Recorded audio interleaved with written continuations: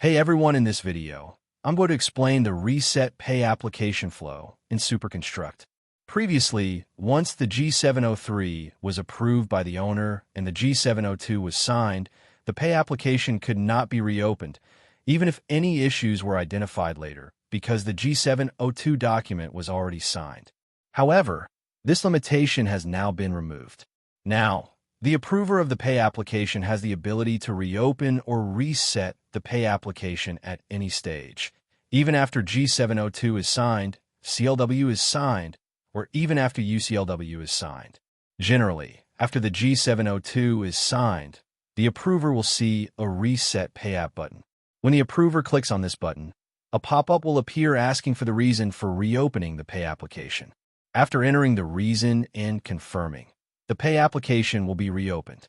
Once the pay application is reopened, the contractor can go back, edit the values, make the necessary corrections, and submit the pay application again. The same workflow will be followed again, including review, approval, and signatures, depending on the stage at which the pay application was reset. Now, let's go through some of the filters available in the pay application list view. You can filter pay applications by status by selecting a value from the status dropdown, and only pay applications with that selected status will be displayed.